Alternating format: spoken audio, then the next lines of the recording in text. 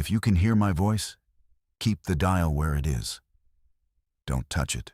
Don't scan.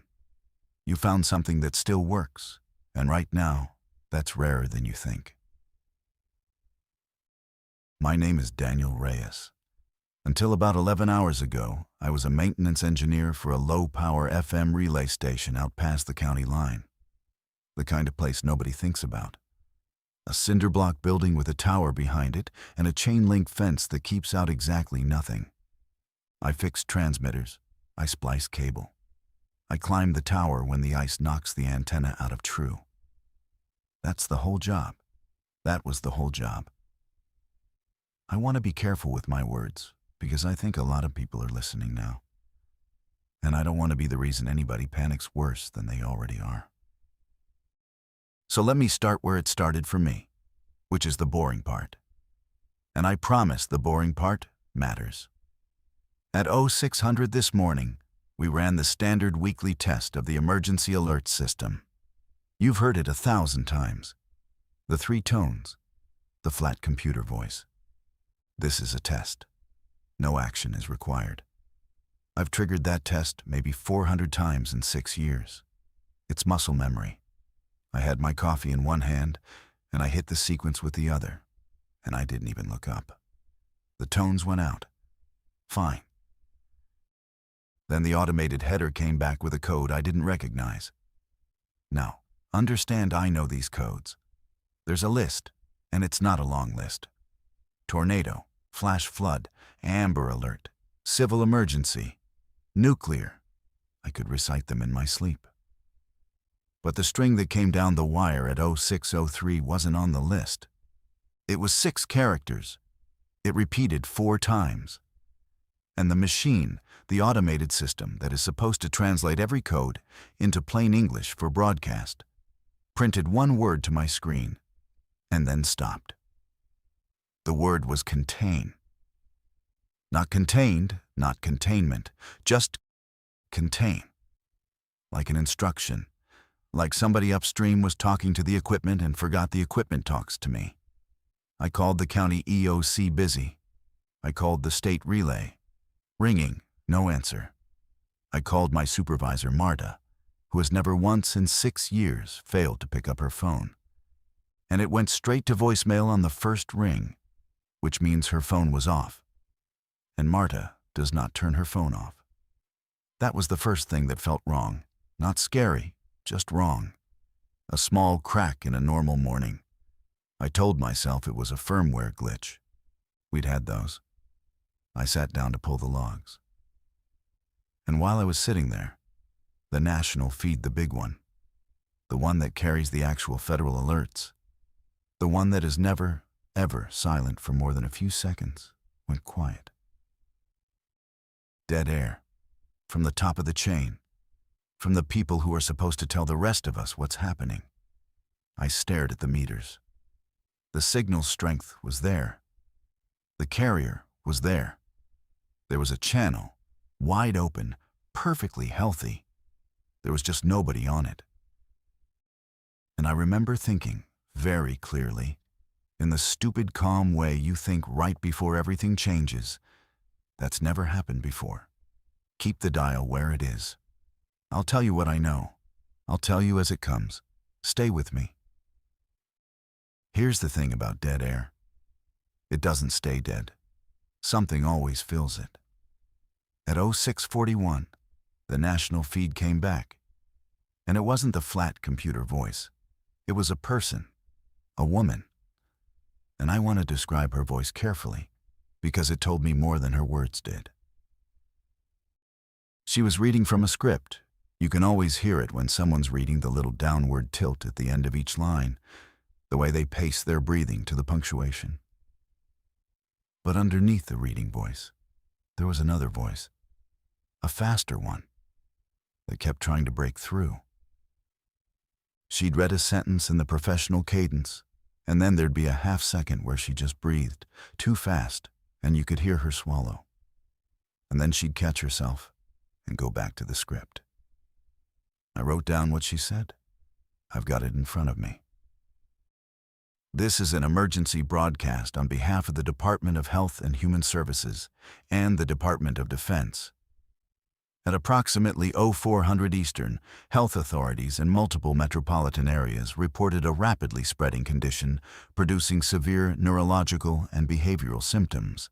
Affected individuals may appear disoriented, aggressive, and unresponsive to verbal contact. Do not approach affected individuals. Do not attempt to assist affected individuals. Shelter in place. Further instructions will follow. Then a pause, longer than a script pause. Then she said, "Off script, I'm almost sure of it," because the cadence broke completely. "Please stay inside." Not the flat professional version, the human version. Please, like she was asking. Like she had someone she was thinking about when she said it. And then the feed cut back to tones, and then to silence. I need to be honest with you about my reaction, because I think honesty is the only currency I've got left tonight. My first reaction was relief. Isn't that strange? A woman on the national feed just told me that people are turning aggressive and unresponsive in multiple cities, that the DOD is involved, that I should shelter in place. And my first feeling was relief, because at least the silence was over. At least someone was still there. At least the chain wasn't fully broken. That relief lasted about 4 minutes, because I did what any of us would do. I pulled up the local scanner feeds, police, fire, EMS. I have them piped into the station because sometimes weather emergencies come over those channels before they come over ours. And the police channel was chaos, not busy night chaos. I've heard busy nights. This was overlap. Everybody keying up at once, stepping on each other. The dispatcher's voice getting higher and thinner with every transmission. I caught fragments. Multiple subjects. He's not responding to anything. He's just, need a bus at no. Cancel the bus. Do not send the bus. Where's my backup? Where is anybody? And then one voice, an older cop by the sound of him, calm the way only very frightened, experienced people get calm, said, "Dispatch, be advised. The individuals we're dealing with they're not slowing down.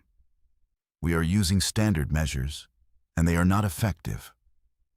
I say again, standard measures are not effective. Advise all units.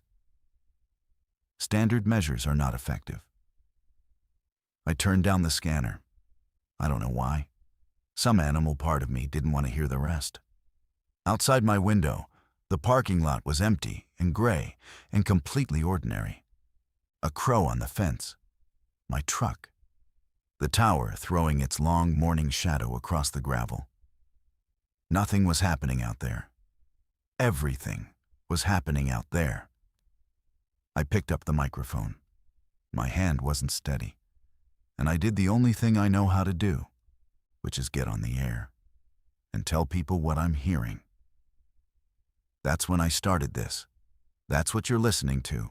Let me draw a line, right now, between what I actually know and what I'm afraid of.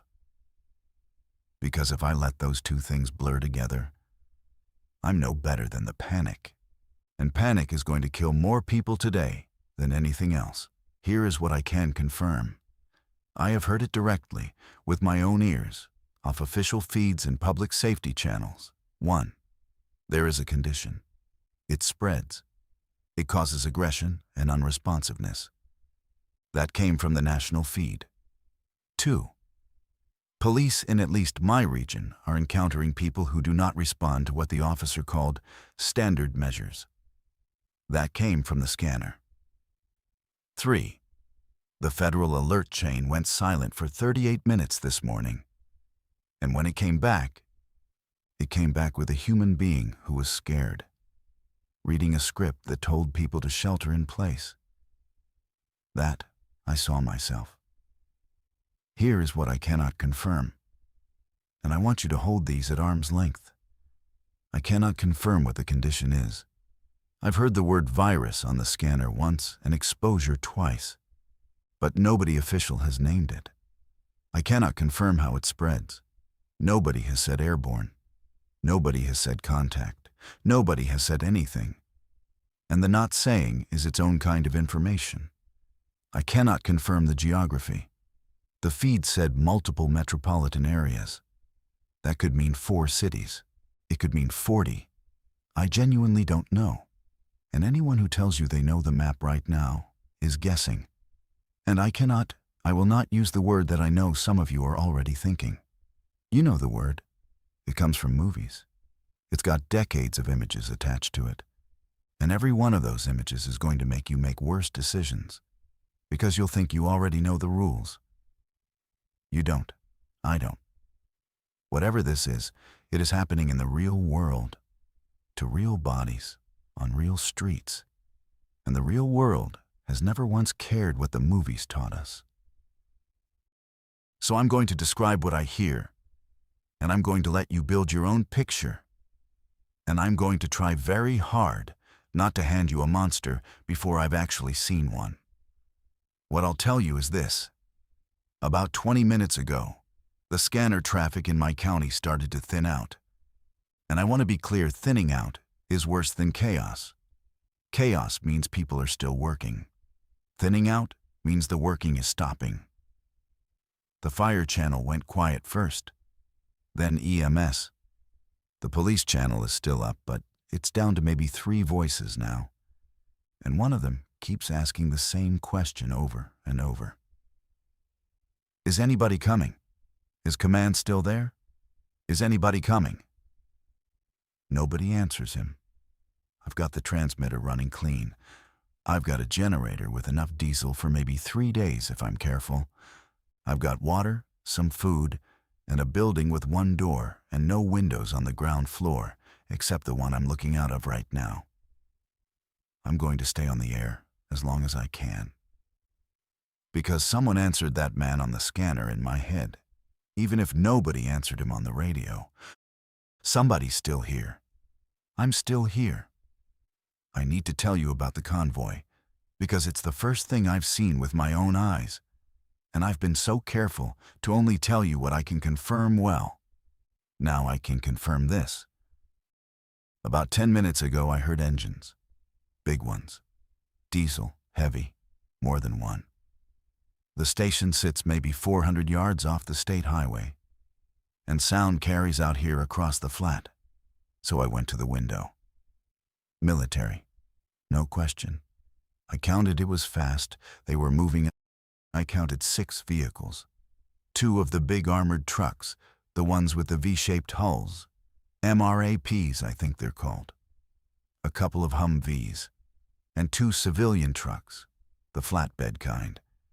That clearly did not start the day as part of a military convoy, but had been pulled into service, because there were soldiers riding in the back of them, holding on to whatever they could grab. They were going north. Fast. Faster than you should drive that stretch of highway, because it's got a bad curve where the road drops toward the river. And they took that curve at a speed that told me nobody in those vehicles was thinking about the curve. And here's the part I keep turning over. They weren't in formation. A military convoy has a shape. There's spacing, there's order. There's a lead and a tail and a rhythm to it. This had none of that.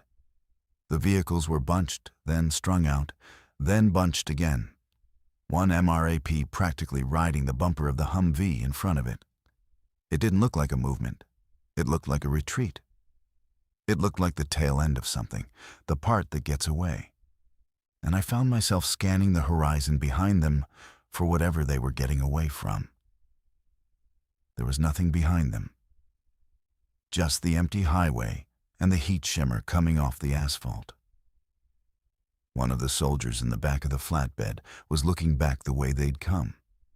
The whole time. Never turned around. Just kept watching the road behind them shrink away. And I was too far to see his face, but I didn't need to. You know that posture. That's the posture of someone who saw something and can't stop seeing it.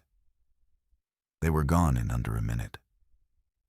The engine noise hung around a little longer, folding down into the distance, and then it was just the crickets and the hum of my own equipment. Here's what that convoy told me, and I want you to sit with this. The response has already started falling back. It's not even midday. And the people with the armored trucks and the training and the weapons, the people who are supposed to be the wall between us and whatever this is, they're driving north at a speed that ignores the bad curve. And they're not stopping for a cinder block building with a radio tower. And one of them can't stop looking behind him. If the wall is moving, then the wall isn't a wall anymore. It's just people. Scared people, like the rest of us. I'm going to keep the dial warm. Don't go anywhere. The station phone rang about 15 minutes ago. I nearly came out of my skin, because I'd assumed the lines were dead. The cell network's been garbage all morning. Calls failing, texts hanging with that little spinning wheel, but the landline. The old copper landline that comes into this building, it rang, and it was the most normal sound in the world. And it was terrifying. I picked up. I said the station call sign, out of pure habit. A man's voice. Middle-aged, steady, but the kind of steady that cost something. He said he'd found us scanning the dial in his truck, same as some of you.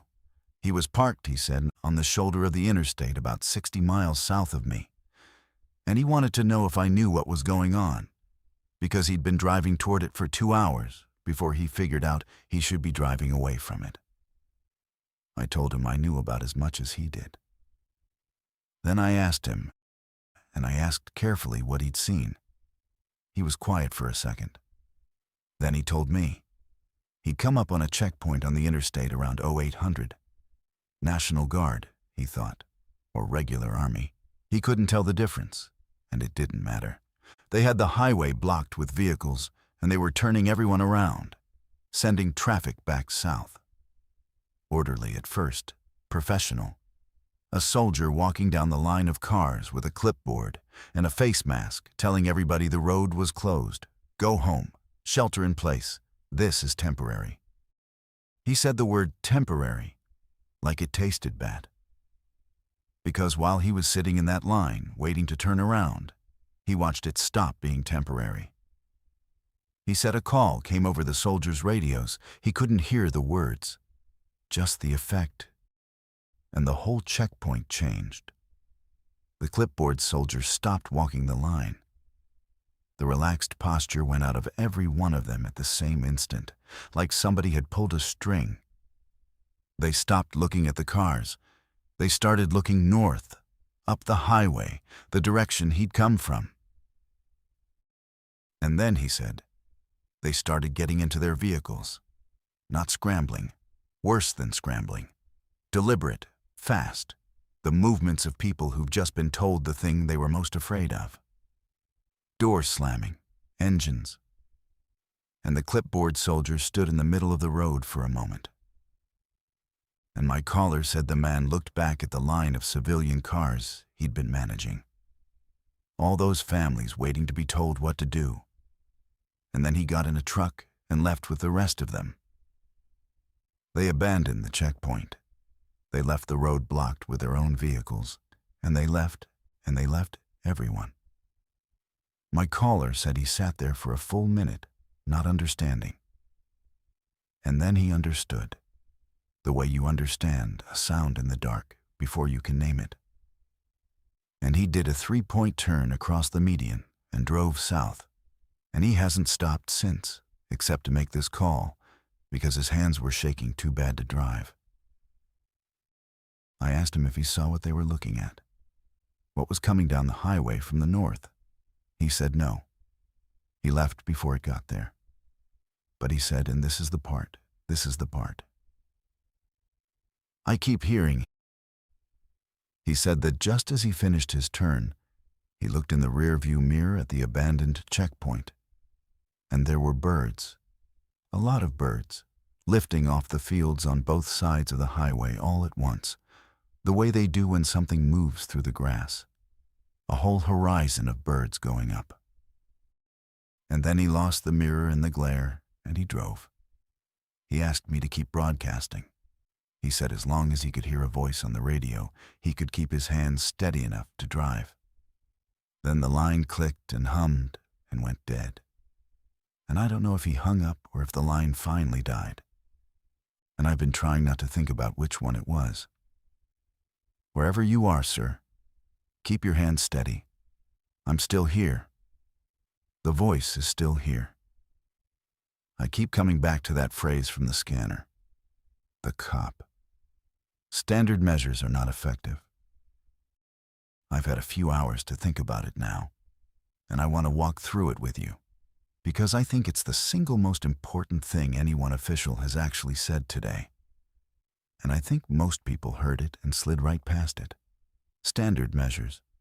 Think about what that means from a police officer's point of view. That's a whole ladder of options, and it goes rung by rung. Presence, just being there. Uniform, authority. Verbal commands, stop, get down, show me your hands. Then it goes up from there through everything they carry, everything they train for, every tool on the belt, all the way to the top of the ladder, to the thing they only reach for when nothing below it has worked. When that officer said, standard measures are not effective, he wasn't telling dispatch that the guy wasn't listening. He was telling dispatch that he'd gone up the whole ladder, every rung. And he'd reached the top rung, the last one. The one that ends almost anything that's coming at a person, and it hadn't ended it. That's what he was really saying.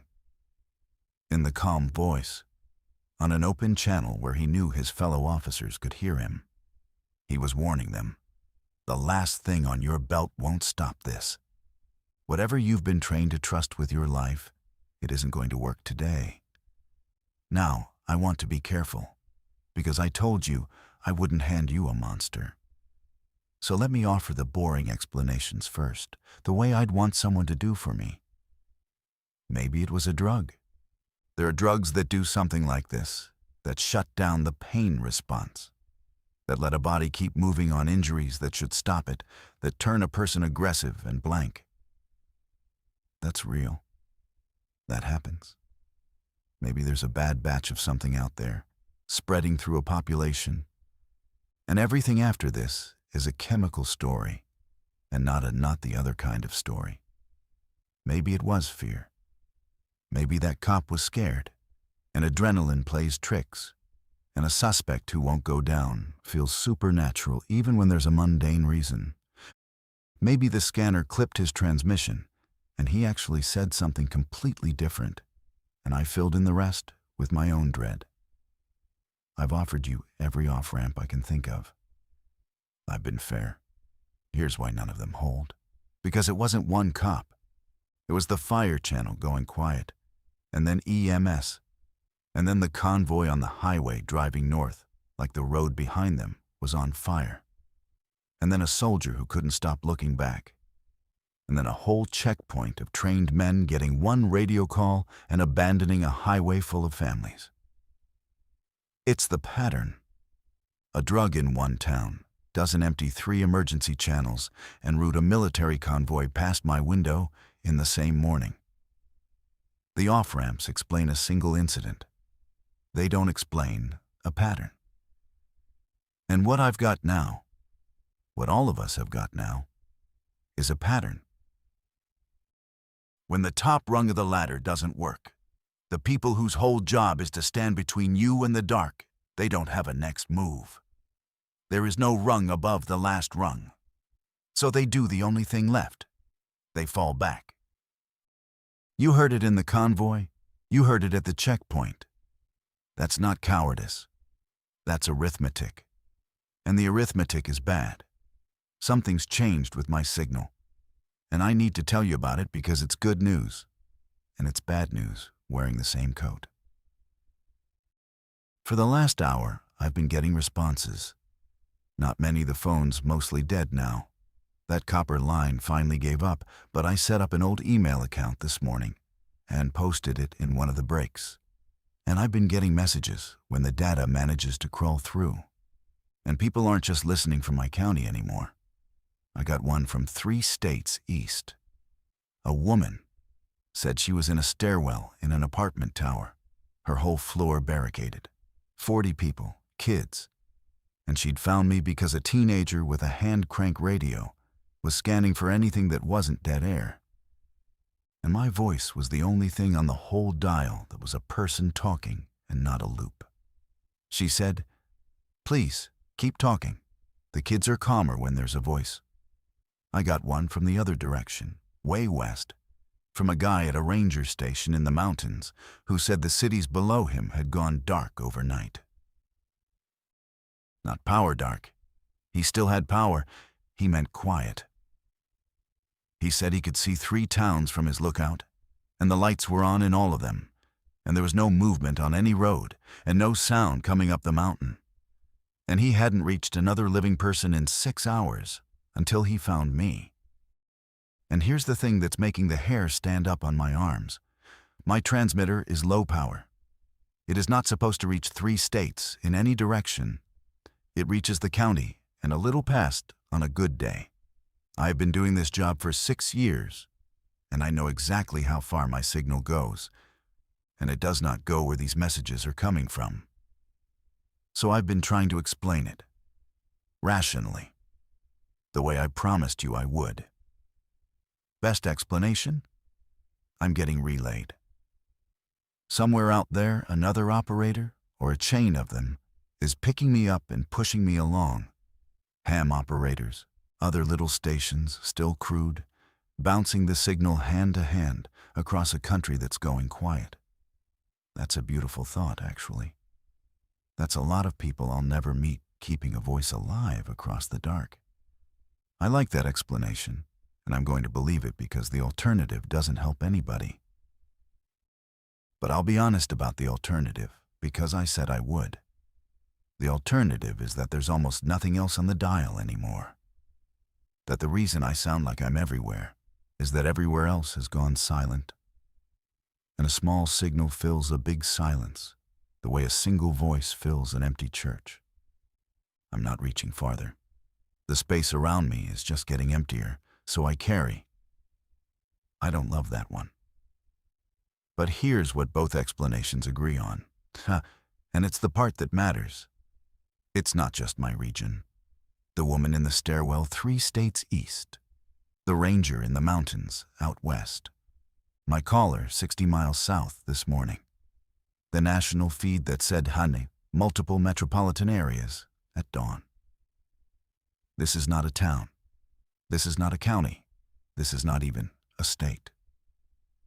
Somewhere between 0400 this morning and right now, something crossed the entire country in under a day. Faster than any convoy, faster than any warning system, faster than the people whose job it was to see it coming. I keep thinking about that first alert code. Contain. Somebody typed that word into a machine this morning because they still believed containment was possible. I don't think anybody believes that anymore. Keep the dial where it is. For the woman in the stairwell, the kids stay calmer with a voice, so I'll keep the voice going. I'm not going anywhere. I saw one. I need a second. Give me a second. I'm all right. I'm all right. Let me tell it straight, in order. Because if I don't tell it in order, I'll fall apart, and I can't fall apart with you all listening. The generator hiccuped about 20 minutes ago. Fuel line, probably, air in the line. It's out back in a little shed, 20 steps from the door. If it dies, I die on the air, the signal goes with it. So I had to go out and prime it. I had to. I took a flashlight I didn't need, and a wrench I did. And I went out the one door into the afternoon. And it was so bright and so quiet and so completely normal that I almost laughed. And there was a man at the fence. The chain link fence, the one I told you keeps out exactly nothing. He was on the other side of it, maybe 40 feet away, standing in the tall grass at the edge of the lot. I said hello. Reflex. You see a person, you say hello. My whole life I've said hello to people. He didn't answer. He didn't turn his head. He was facing me, facing the sound, I think now.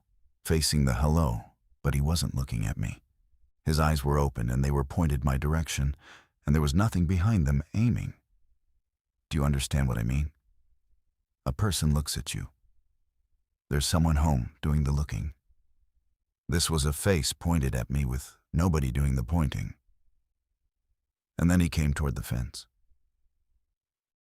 Not a run, worse than a run. A run has a person in it. A run has intention and effort and a face. This was just locomotion. Straight line. Through the tall grass, not around anything, not avoiding the old fence post lying in the weeds. Straight over it, stumbling, catching, not caring that it stumbled him, correcting and continuing, all of it in total silence, except the grass and his feet. He hit the fence. Full body. The chain link boomed and rang and bowed toward me, and his hands came up and grabbed the wire and pushed, and his face pressed into the diamonds of the mesh. And still, this is the part, still no sound. No shout, no snarl, no words. Just the fence ringing and his breathing, fast and flat and even, like a machine that runs on breath. I did not stay to study him. I primed the generator in about 4 seconds, which is a personal record. And I was back through that one door, and I had it bolted before my brain caught up with my body. He's still out there. I can hear the fence, faintly, every so often. The ring of it. He hasn't given up. The fence keeps out exactly nothing. But it's keeping out him. For now. I'm back. The signal's back. Stay with me. God, stay with me. I've had the door bolted for an hour now, and I've been watching the man at the fence through the window. And I've learned things, and I'm going to give them to you. Because information is the only weapon I've got, and I refuse to sit on it. He doesn't stop. I don't mean that dramatically. I mean it clinically. And the clinical version is worse than the dramatic one. In an hour, he has not sat down. He has not leaned. He has not shifted his weight the way you and I shift our weight without thinking, every few seconds, all day long, because a body gets tired of holding still. He hasn't wiped his face or scratched or yawned or done any of the 1,000 tiny maintenance things a living body does without being told. He grips the fence and he pushes, and every so often he moves along it a few feet and pushes somewhere else, testing, and then comes back. And the whole time, his breathing is that same flat, fast, even rhythm. No slower now than an hour ago. He is not getting tired. You and I would be tired. You and I would have to be tired. That's not weakness, that's biology. Muscles produce waste. They cramp, they fail. The body forces a rest whether you want one or not. It's one of the deepest rules there is. He's not following the rule. And I keep circling the same terrible question, so I'm going to say it out loud and let you help me carry it. If his body isn't getting tired, what is it running on? Because a body is an engine, and an engine needs fuel. And if he's not resting and not eating and not slowing down, then he's burning something. And whatever it is, it's burning at a rate that should have emptied the tank by now. He should be on the ground. He's not on the ground. I don't have an answer. I want you to know that I don't, because I promised you I wouldn't pretend. I've got a maintenance engineer's education and a scanner and a window. And none of that is enough to explain a man who runs on empty. But I can tell you what it means for you, practically, right now, wherever you're sheltering. And this is the part I need you to actually hear. So I'm going to say it plainly, and I'm going to say it twice. You cannot wait them out. You cannot wait them out. Everything in your instinct is going to tell you that if you're quiet enough and patient enough, the thing at your door will lose interest and wander off, or lie down, or run out of whatever it's got. That's how it works with everything else. Predators give up. Storms pass. People get bored. Your whole life has taught you that if you just hold on long enough, the pressure eases. Not this. This one at my fence has been pushing for an hour with the exact same intensity it started with. And I believe it. I can't prove it. But I believe that it would still be pushing this time tomorrow, and the day after, until the fence gave or the sun went out. So don't plan around them getting tired. Don't plan around them leaving. Plan around them being there at the same intensity forever. It changes every decision you make. It means your barricade has to be a wall, not a delay. It means wait for morning isn't a plan unless you can survive being surrounded until morning and past it. It means the math of your situation is fixed, and you'd better do that math cold and do it now while you still can. There's one more thing, and I almost didn't say it, but you need it. A little while ago, a bird landed on the fence near him, just a sparrow, right there, close enough to touch. He didn't react, didn't turn, didn't grab, nothing. The bird sat there and then flew off, and he never so much as twitched toward it. But when I dropped the wrench earlier, inside, and it clanged off the concrete, I heard the fence ring hard, immediately, all the way out there. He didn't care about the bird. He cared about the sound of the wrench. He cares about us, specifically us, the sounds we make. And I don't know how he tells the difference between a sparrow and a person, but he does. And that means neither do I know what else he can tell. Be quiet, wherever you are. Be so quiet now. I picked something up on the shortwave a few minutes ago, and I recorded it, and I need to play it back for you in my own words. Carefully, because I think it's the closest thing to an official account any of us are going to get. And I don't think it was meant for us. It came in fragmented, fading in and out, the way skip signals do, bouncing off the atmosphere from somewhere far away, here for a sentence, gone for a sentence. I caught maybe half of it. But the half I caught was a man, military by every marker in his voice, and he was not reading a script. He was talking to someone, reporting. And whoever he was reporting to either wasn't answering or wasn't there, because he kept saying, "Do you copy?" and then just continuing without waiting. Here's what I could reconstruct. He said they'd stood up a containment line at the start, a real one, units, vehicles, a perimeter around the affected zones, exactly what you'd want, exactly what the plan on the shelf said to do. He said it held for about 2 hours. 2 hours. Then he said something I've been turning over ever since. He said the problem wasn't that the line got overrun. He said the problem was that the line became the source. I need you to understand what that means, because it took me a minute. A containment line is soldiers standing shoulder to shoulder, facing outward at the thing. That's how it works. That's how it's always worked. You put your strong people in a wall between the danger and the people you're protecting. But this thing spreads by contact, and the affected don't stop, and they don't tire, and they come straight at the sound and the movement, which is to say, they come straight at a line of soldiers. So the soldiers on the line were the first to be reached. And when a soldier on the line went down and got back up wrong, he was already inside the wall. He was already standing in the line, in uniform, shoulder to shoulder with people who trusted him, holding a weapon. And now he was one of them, facing inward, at his own side. The line didn't get pushed back. The line got turned.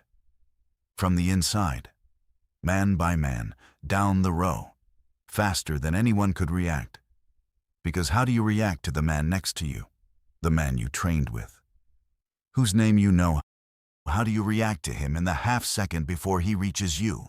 That's what he meant. The line became the source. The strongest, most concentrated group of armed people in the region became the densest cluster of the thing. All at once, all together, all armed. And that's the answer, isn't it?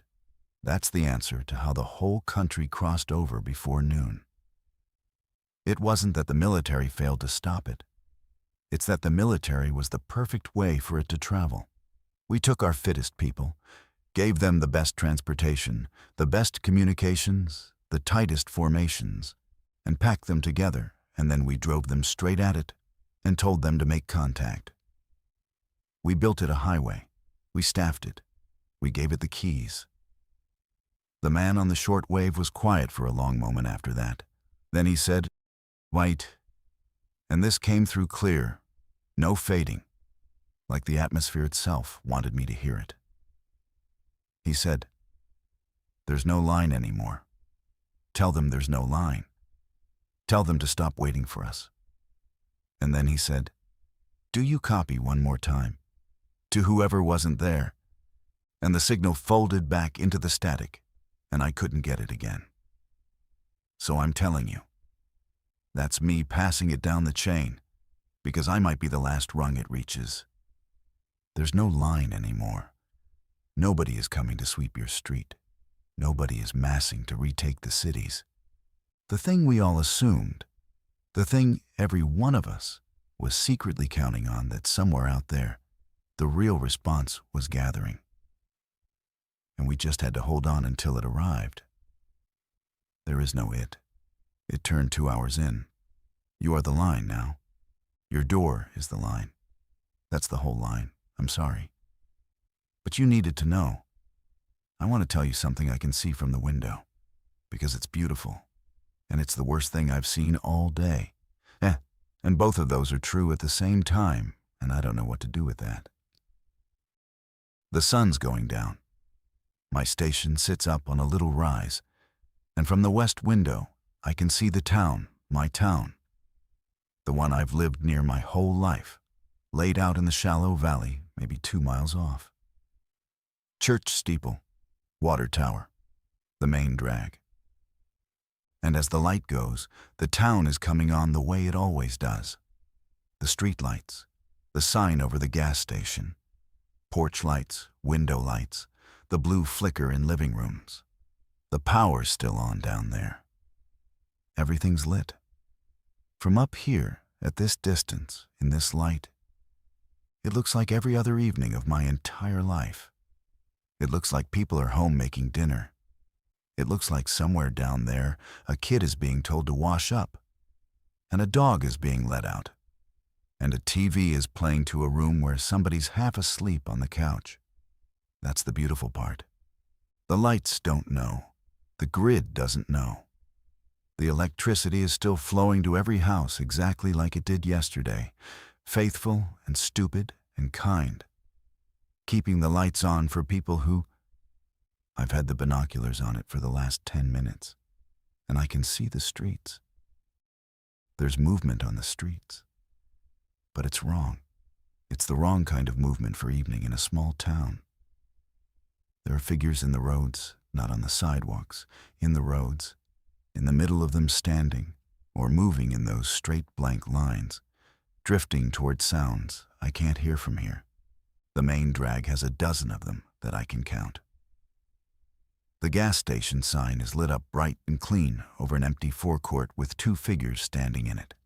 Not pumping gas, not walking in or out, just standing, facing slightly different directions, like broken compass needles.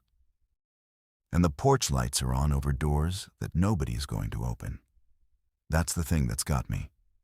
Every one of those lights is a house where this morning a family woke up and had a normal start to a normal day, ran the coffee maker, maybe heard the emergency test at 6 a.m. and didn't think anything of it. Same as me. And the light is still burning for them. The house is still keeping its little promise. Welcome home. Someone's here. The light's on. And I don't think anyone's coming up those walks tonight. I keep the lights off in here, obviously. Blackout. The one at my fence taught me that lesson, and I don't need it twice. So I'm sitting in the dark 2 miles from a town that's lit up like a holiday, watching it be beautiful, watching it be over.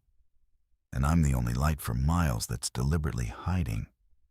There's going to come a night, not tonight. The grid's tougher than that. But a night when those lights go out, when the plants run out of the people who run them, and the power finally stops, and the whole valley goes dark all at once. And I think that night is going to be worse than today, in its own way, because today we lost the people. That night, we'll lose the last thing that was still pretending for us, the last machine still keeping the promise. For now, the lights are on. I'm going to look at them a little longer. I've got the mic open. You can look with me, wherever you are. If you've got a window and it's safe. They're so bright from up here. I did something in the last hour that I want to tell you about, even though it's small, because I think it might be the most important thing I do today. I found a whiteboard in the back office, the kind with the marker tray. It had the old shift schedule on it, Marta's handwriting, all our names in the little boxes for the week. I stood there, looking at it for a while. Marta, who never turns her phone off. Marta, whose box for today says she was supposed to relieve me at 2. I wiped it clean. I felt bad doing it, like erasing her. But I needed the board. And I started writing down the messages. Every one that's reached me. The woman in the stairwell, 3 states east, 40 people, kids, floor barricaded. I gave her a line on the board. The ranger in the mountains, I gave him a line. My caller from the interstate this morning, hands shaking. Driving south, his line's up there too, even though I don't know if he made it, because I decided that not knowing isn't the same as gone. I've got maybe 30 lines now. People who've reached me through the crawling data, through the relay, through whatever's keeping this signal alive across the dark. 30 little proofs that the country isn't empty. 30 lights that are deliberately hiding like mine. And here's why I did it, and why I'm telling you. I realized about an hour ago that I've been talking like the last man alive. You can hear it creeping into a voice I've been listening to my own broadcast bounce back off the shortwave sometimes. And I don't like how alone I sound, because it isn't true. I'm not the last man alive. I'm one of 30 on a whiteboard, and those 30 are each surrounded by people, and each of those people knows other people. And the math of that runs the other way from the math I've been doing all day. All day I've been counting down. Fire channel gone, EMS gone, the line gone. 2 hours, the convoy, the checkpoint, down and down and down. The whiteboard counts up. So here's what I want. If you can reach me, the email's still crawling through sometimes. I'll say it again in a minute. I want your line on the board. I don't need your name. I don't need your location if you don't want to give it. I just need to know you're there, so I can add you to the count, so that when I look up from this microphone in the dark, I can see the proof that I'm talking to somebody, and not just into the static. And I want you to make your own board, wherever you are. A wall, a notebook, the back of your hand. Write down every voice you've still got, every person behind your barricade, every neighbor who signaled back. Count up, not down. Because the down counting is true, but it's not the whole truth. And if you only ever count down, you will lie down and stop. And I need you to not stop. Marta, if you're out there, if you find this signal the way the others did, your name was the first one I erased. And I'm sorry. And there's a line waiting for you. Count up. Give me your line. I'm writing them all down. I'm not alone in here anymore. I want to tell you exactly how it happened. Because for a few minutes, it was the most frightened I've been all day. More than the man at the fence. And then it turned into the best thing that's happened all day. And I need you to hear both halves so you know what to do if it happens to you. About an hour after dark, I heard tapping. On the back wall, low down, near the generator's shed. Not the fence rings. I know the fence. This was knuckles. Deliberate. 3 taps, pause, 3 taps. Now everything I've learned today told me. The affected don't knock. They don't do patterns. They come straight at sound, in blank, silent lines. They don't tap 3, pause 3 like a person trying to be recognized as a person. But everything I've learned today also told me not to open a door for anything, ever. And those 2 rules were standing on opposite sides of my one door, staring at each other. So I did what the day has taught me. I didn't open anything. I put my mouth close to the wall, and I said very quietly, "Say something, say anything, say it in words." And a voice, a girl's voice, young, teenager maybe, said, "Please, please, there's things in the field. I've been running, I can't, please. I heard your radio. I followed your radio." She followed the radio. She'd been listening on a phone, she told me later, earbuds in, using my voice like a rope in the dark, walking toward the one thing on the whole dial that was a person, exactly the way the woman in the stairwell described, exactly the way the ranger described. My signal reached her, and she reeled herself in along it, across who knows how many fields in the dark. And now she was pressed against the back wall of my station, with things in the field behind her. I made a decision in about 2 seconds, and I'm not sorry. There's a service hatch low, into the generator's shed, and from the shed, there's an inner door into the building. 2 barriers, a airlock basically. I talked her around to the hatch in a whisper. I told her exactly where to put her hands. I heard her scramble in, and I heard the things in the field react to the scramble, the grass, that awful straight line rushing through the grass, more than one. And I had the inner door open the second she was through the hatch, and I had her inside, and both doors bolted before the first of them hit the shed wall. They're out there now. More than one. I can hear them working the shed, methodical, tireless, and I've stopped being able to pretend the fence is enough. But there's a girl sitting against my wall, wrapped in my coat, and she's alive, and she's here, and she's the first human face I've seen up close since this started. And I keep looking over at her to make sure she's real. Her name is Ellie. She's 17. She got separated from her family this morning. She doesn't want to talk about that part, and I'm not going to make her. And she's been moving ever since. Hiding, running. And about 4 hours ago, she found my signal on a dying phone and decided a stranger's voice was better than the silence. And she walked toward it. She walked toward the voice. Do you understand what that means for what we're doing here? All of us on this signal.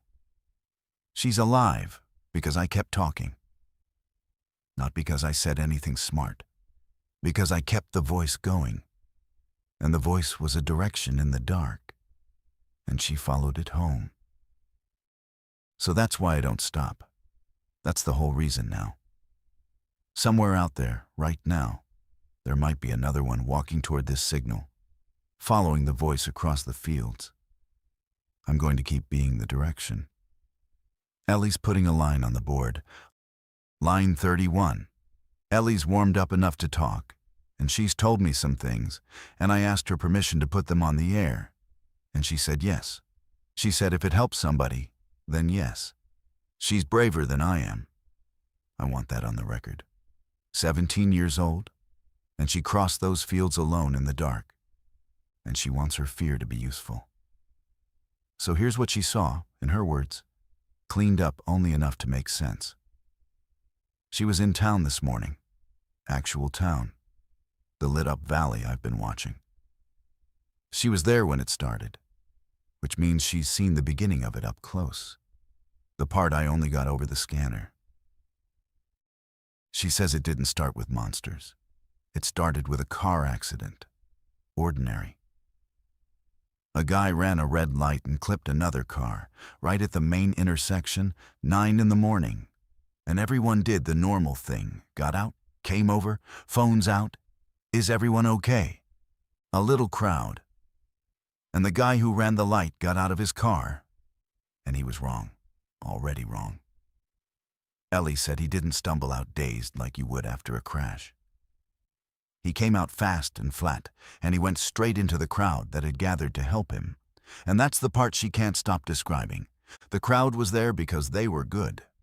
Because a person hit their head and needed help, and people came running. Their goodness put them in a tight cluster within arm's reach of the one thing they should have run from. And it went through that cluster in seconds, she said. Not because it was fast, exactly because they didn't run. They didn't run because they didn't believe it. Their brains were still filing it under man acting crazy after a car crash, while their bodies were already too close. That's how it spread in town, she said. Not through violence at first. Through kindness and disbelief. Through people helping and people not believing. Right up until it was them. She said the ones who lived were the ones who were rude. The ones who assumed the worst, who grabbed their kid and left the scene of an accident without helping. Who locked the car doors on a man who just needed help. The paranoid ones.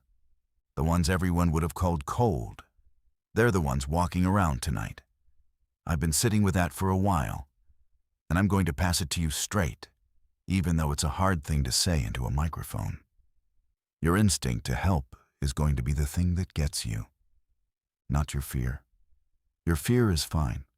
Your fear is trying to save you. It's your goodness you have to watch. The reflex to run toward the person on the ground. To open the door for the one who's crying.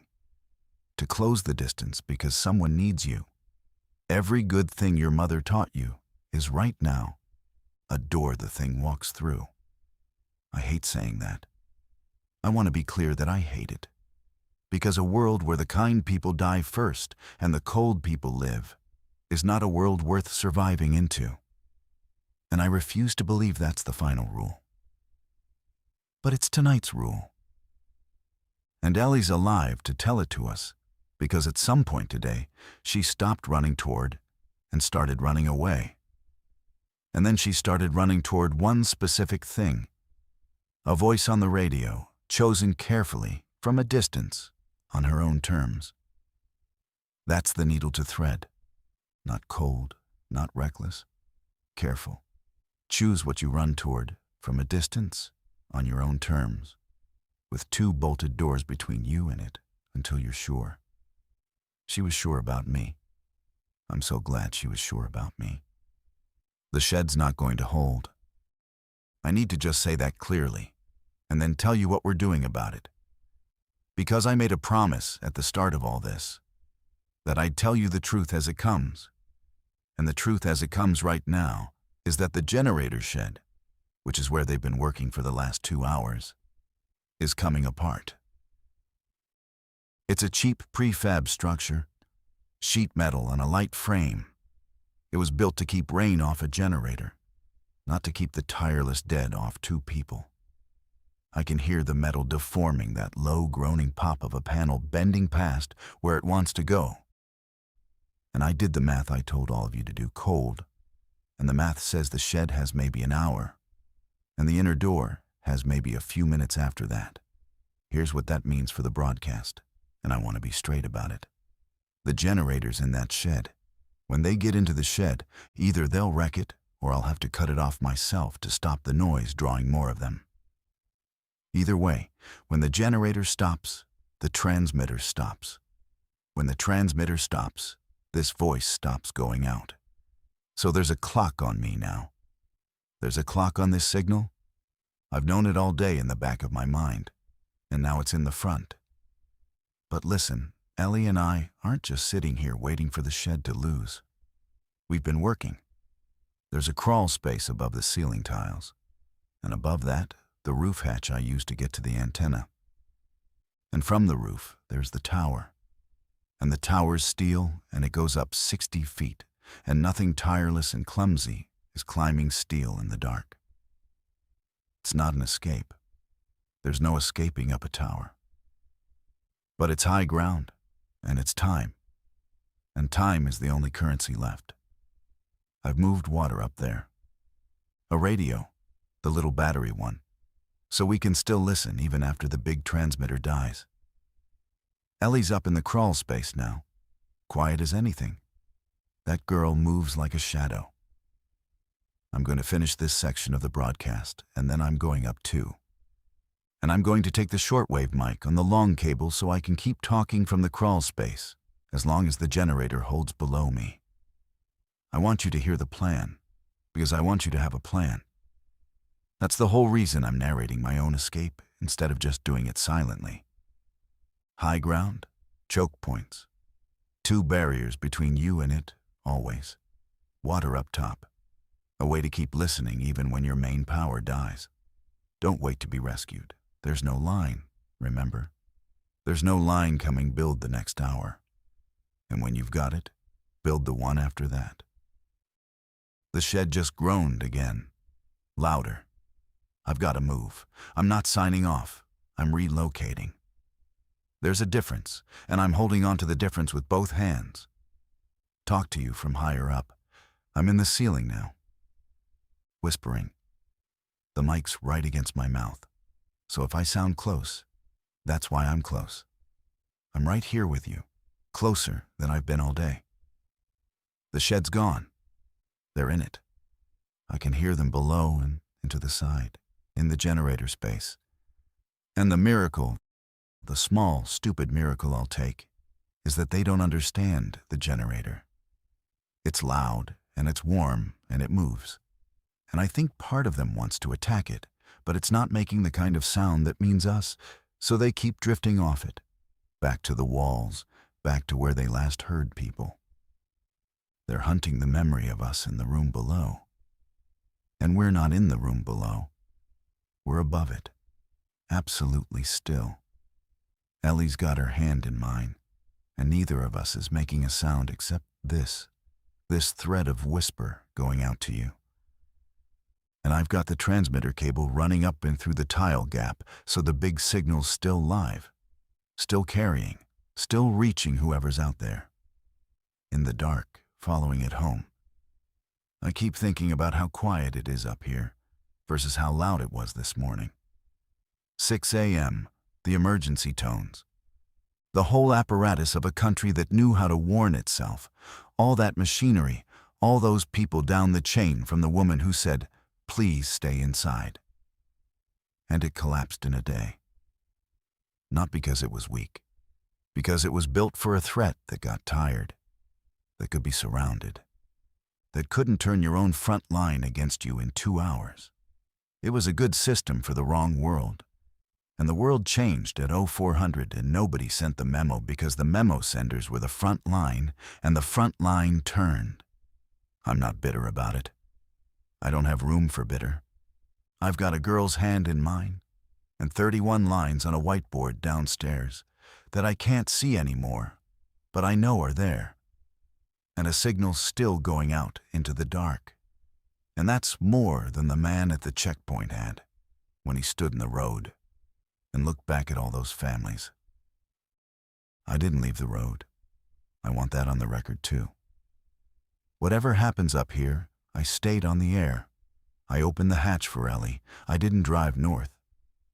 Not because I'm brave. Because somebody had to be the voice. And it turned out to be me, the maintenance guy. The one who fixes transmitters.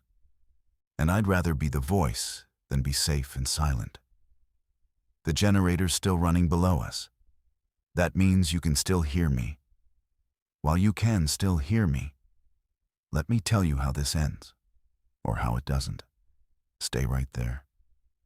Let me tell you what I actually believe now, after a full day of it, from up here in the dark, with the whole thing laid out below me. I don't think this is the end of everything. I want to say that clearly because I've heard my own voice tonight.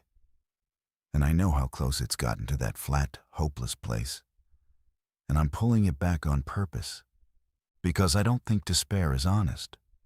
I think despair is just fear that's given up doing math. Here's the math. This thing is unstoppable in a straight fight. That's true. We proved it. The whole country proved it before lunch. But it's stupid. It doesn't plan. It doesn't climb, steal. It can't tell a generator from a person. It loses us when we go still. It hunts the memory of a sound in a room we already left. It's a flood, and floods are terrifying, and they drown the people caught in the open. But floods also crest and recede. And the people on the high ground are still there when the water goes down. We're the high ground. Everybody still listening to this. Everybody who built the second barrier, who went still, who chose carefully what to run toward. The kind ones who learned in a single brutal day how to be kind and careful at the same time. We're the ones the water didn't reach. And there are more of us than the silence makes it feel like. I've got 31 lines on a board, and I gathered those in one day with a transmitter that isn't supposed to reach past the county.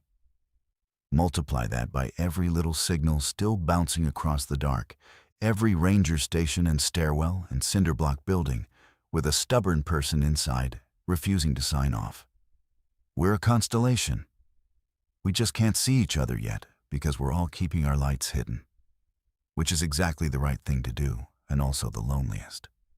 So here's what I believe. I believe the flood crests. I believe these things run on something. And I don't know what, but nothing runs forever. And the day is going to come weeks, months. I don't know when they slow, when the fields go quiet, when the straight blank lines stop coming. And on that day, the constellation is going to start signaling to each other for real. Station to station, board to board, line 31 reaching out to find lines 1 through 30. And we're going to count up. We've been counting up all night. That's the only direction I've let us count since I wiped that whiteboard clean. I don't know if I'm going to be one of the ones who's still transmitting on that day. I'm being honest with you. The way I promised at 6 o'clock this morning when a machine printed the word contain, and I didn't know yet that my whole life was about to divide into before and after. I don't know if my signal makes it to the far side of this.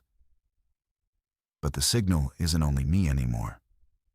Ellie knows how to work the shortwave now. The plan's written on the wall. The voice is a thing that can be handed down, rung to rung, and I've handed it as far as I can reach. Stay on the high ground. The water crests. I believe that. Make yourself believe it too. The generator's going to die in the next few minutes, and I want to be the one who decides when.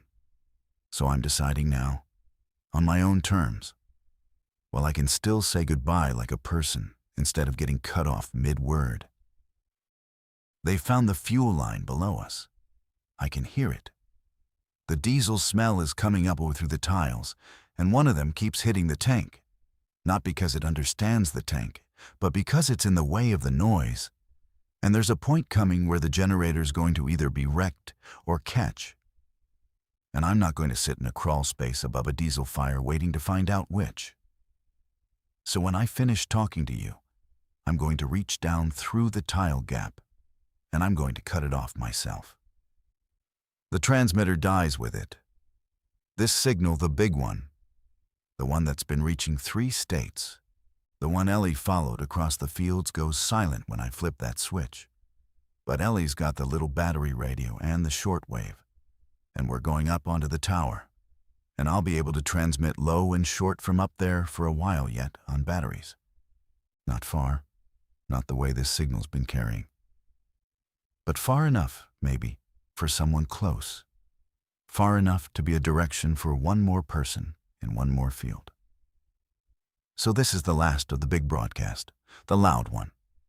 The one you found by accident scanning a dead dial, looking for anything that was still a person. I want to say thank you. That sounds strange, into a machine, to people I've never met and mostly never will. But you kept me company through the worst day of my life and the worst day of the world's.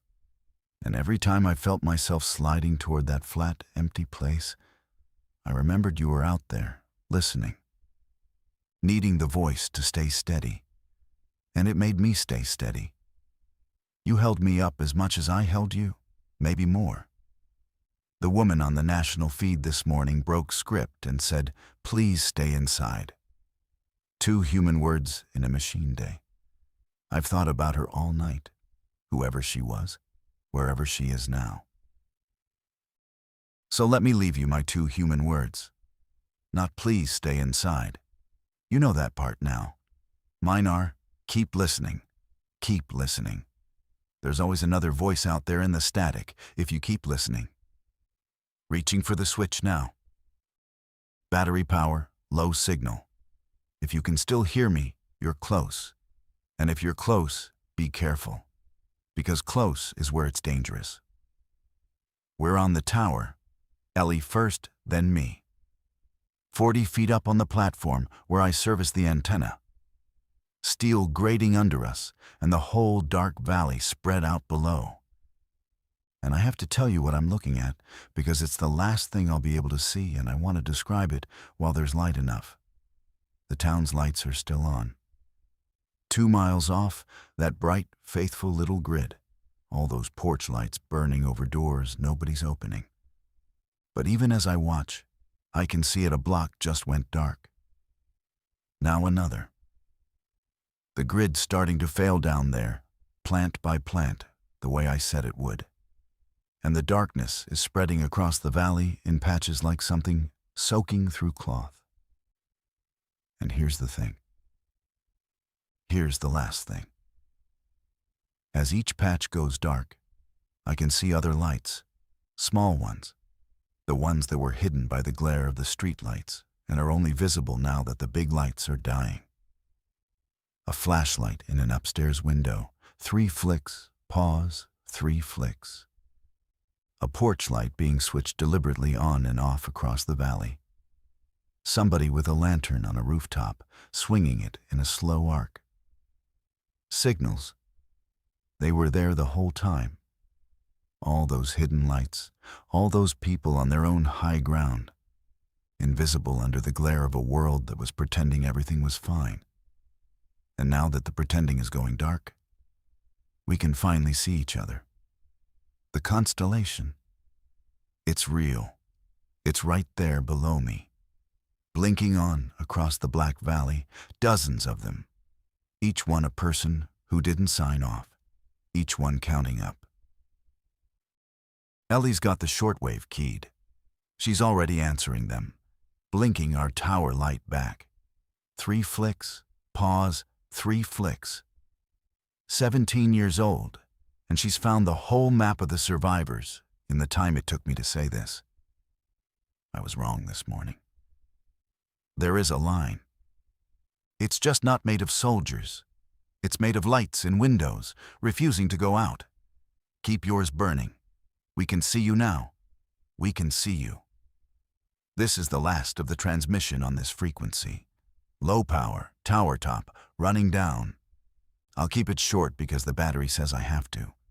If you found this signal today, the accident that ran the red light, the checkpoint that turned, the convoy going north, the man at my fence who never got tired, the town that lit up beautiful and empty, if you heard all of that and you're still here, still listening, still breathing quiet behind a bolted door, you made it through day 1. That's not nothing. That's the whole thing, actually. Day 1 was the flood at its worst, the whole country going over at once. Every system that was supposed to save us failing in the first 6 hours. And you're still on the high ground. The water didn't get you. Now you do it again tomorrow. Just tomorrow. Don't look past tomorrow. I made that mistake today. Tried to hold the whole future at once, and it nearly crushed me. Just build the next hour. Then the one after. 2 barriers, always. Go still when they come. Choose carefully what you run toward. Count your people up, never down. And keep something you can listen with. Because the constellation is out there, and it's learning to signal. And one of these nights, the flood is going to crest. And when it does, The lights in the windows are going to start reaching for each other across the dark. Find me on the shortwave, if you can. Ellie's better at it than I am already. We'll be up here, or somewhere near here, blinking our light 3 across whatever's left of the valley. That's our signal. If you see it, blink back. My name is Daniel Reyes. I fix transmitters. That was the whole job, and it turned out to be exactly the right job to have today, and I'm not sorry it was me. To the woman on the national feed at dawn, you started this. You broke script and said please, and it got passed all the way down the chain to a maintenance guy in a cinder block building who passed it to a girl in a stairwell and a ranger on a mountain and 31 lights in the dark. That's what a voice does. It doesn't stop when the transmitter does. It gets handed on. So here's mine, one more time, handed to you. Stay on the high ground. Keep something you can listen with, and keep your light burning. We can see you. Signing off.